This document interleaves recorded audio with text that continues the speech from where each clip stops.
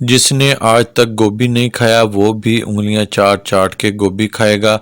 बिस्मिल्लाहिर्रहमानिर्रहीम। अस्सलामुअलैकुम। मैं हूं काशिफ ज़हूर और आप देख रहे हैं काशिफ फूड सीक्रेट। सबसे पहले पढ़ लेते हैं दुरूद पाक सल्लल्लाहु अला मोहम्मद सल्लल्लाहु अलैहि वालैहि वसल्लम। मैंने लिया है एक गोभी का ताज़ा फूल। इसके डंडल पत्ते बिल्कुल भी इस्तेमाल नहीं होंगे, सिर्फ ऊपर से फूल फूल हमने इस्तेमाल करने हैं। इस टाइम इसका नेट वेट 600 ग्राम है। इसके डंडल वगैरह उतार कर 600 ग्राम निकला। अगर डंडल वगैरह हो तो 1 किलो का फूल हो तो इतना निकलता है। इसी के वेट के हिसाब से ही आगे हम मज़ीद रेसिपी बनाएंगे। देखिए, हमने सारे फूल अलहदा कर लेने हैं और इनको काट लेना है। जो बड़े टुकड़ों में हो उनको हमने काट लेना है, 2-2 टुकड़ों में कर लेना है, और जो से छोटे साइज़ के हों उनको नहीं काटना। ये मोटे मोटे ही बनते हैं और बहुत टेस्टफुल बनते हैं।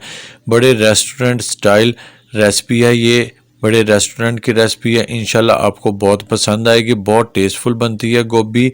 क्रिस्पी गोभी मंचूरियन, जैसे चिकन मंचूरियन बनता है वैसी है, बस थोड़ी सी ट्रिक्स इसकी चेंज है। देखें, गोभी मैंने काट लिया, इधर पानी मैंने बॉयल कर लिया। बॉइलिंग वाटर में हम गोभी को शामिल कर देंगे। जब पानी सही बॉयल हो रहा हो तब आपने गोभी को शामिल कर देना है और फ्लेम को हाई कर देना है। फ्लेम हाई करके हमने इसको 1 मिनट उबालना है। 1 मिनट बाद हम इसको बाहर निकाल लेंगे। इसको उबालने का ये फ़ायदा होगा कि जब हम इसे फ्राई करेंगे तो ये बहुत जल्दी फ्राई हो जाएगी। गोभी को हमने डिश आउट कर लेना है। 1 मिनट से ज़्यादा ना उबालिएगा, नहीं तो इसका टेक्सचर ख़राब हो जाएगा, ये नरम पड़ जाएगी। सारी गोभी को हमने निकाल लिया। अब हम इसकी कोटिंग बना लेंगे। कोटिंग को आपने लाजमी देखना है। मैंने 3 टेबलस्पून कॉर्नफ्लोर लिया और 3 टेबलस्पून ही मैदा लिया है। हाफ़ टी स्पून मैं काली मिर्च डालूंगा, थोड़ा सा नमक मैंने डाला और थोड़ी सी हल्दी और थोड़ी सी लाल मिर्च पाउडर। अब मैं 1 टेबलस्पून डालूंगा चिली सॉस। हाँ जी, चिली सॉस से बहुत अच्छा टेस्ट आता है। चाइनीज़ रेसिपी है इसलिए चिली सॉस का इस्तेमाल होगा। सारी चीज़ों को मैं मिक्स कर लूँगा। बेसन का मैंने इस्तेमाल नहीं किया और ना ही इसमें बेसन का इस्तेमाल होगा। कॉर्नफ्लोर और मैदे का ही इस्तेमाल होगा क्योंकि ये क्रिस्पी हम बनाने वाले हैं। थोड़ा थोड़ा पानी डाल के हम इसको बैटर बना लेंगे। थोड़ा थोड़ा पानी डाल कर ही आपने बैटर बनाना ताकि इसके अंदर लम्स ना बने। और इसको हमने एक गाढ़ी डो बनानी है। उसकी क्या वजह है वो भी मैं आपको बताऊंगा। ज़्यादा रनिंग कंडीशन में ना हो। गोभी को आपने ठंडा करके बीच में डालना है। अगर आपकी गोभी ठंडी ना हुई हो तो आप इसको नलके के नीचे करें। नल के नीचे करके ताज़ा पानी बहाकर इसको ठंडा कर लें और पानी को अच्छे से निचोड़ लें।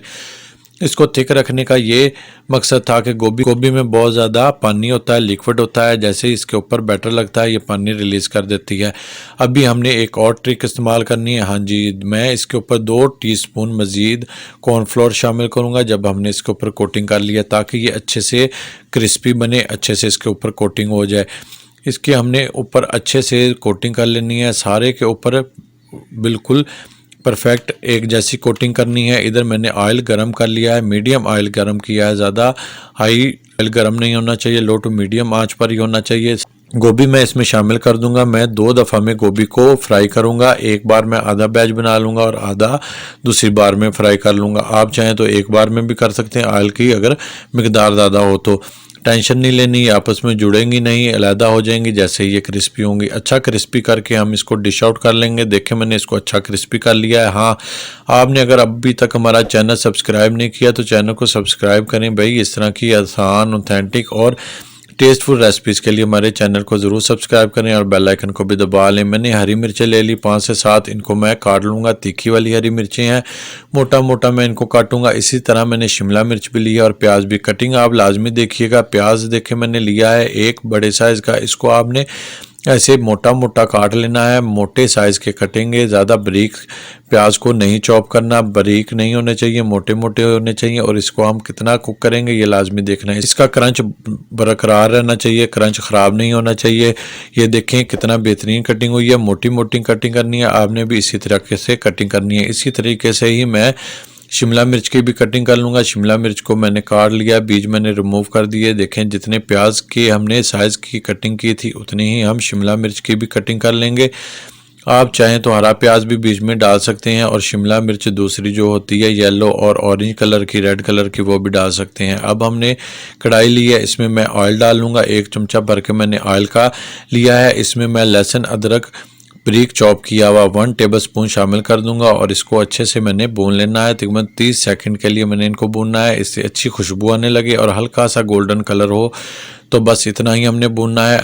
हल्का सा गोल्डन कलर आता है, बस हमने साथ ही वेजिटेबल जो काटी थी बीच में शामिल कर देंगे। हाँ जी, वेजिटेबल्स को भी हमने ज़्यादा कुक नहीं करना, सिर्फ 1 मिनट मीडियम आंच पर हमने 1 मिनट इनको कुक करना है। इनका क्रंच ख़त्म नहीं होने देना शिमला मिर्च का और प्याज का। आप यकीन मानिए इसमें प्याज और शिमला मिर्च ढूंढ ढूंढ के खाएंगे, ख़ास तौर पे प्याज। इसका क्रंच बहुत ही टेस्टफुल लगता है, बहुत मज़ेदार लगता है। हमने सिर्फ 1 मिनट इनको उल्टना पलटना है। बस अब हम इसमें पानी शामिल कर देंगे। पानी मैं डालूँगा तकरीबन 2 से 3 चमचे। जिस चमचे से मैंने ऑयल डाला था उसी चमचे से मैं पानी बीच में शामिल कर दूँगा। हाँ जी, पानी शामिल करते साथ ही हमने फ्लेम लो कर देना है। मैं अब हस्बे जायका नमक शामिल कर लूँगा और इसमें चिली सॉस शामिल करूँगा। तकरीबन 3 टेबलस्पून मैंने चिली सॉस शामिल किया है और 3 टेबलस्पून ही मैं सोया सॉस शामिल कर दूँगा। इसी तरीके से 1 टेबलस्पून मैं वाइट विनेगर शामिल करूँगा। इस बात का ख्याल रखिएगा कि आपकी नीचे आंच लो हो, इस पॉइंट पर आपने आंच को नहीं बढ़ाना। अब हम इसमें अच्छे कलर के लिए कश्मीरी लाल मिर्च शामिल करूंगा 1 टीस्पून, ताकि इस पे एक डार्क कलर लाल कलर आ जाए।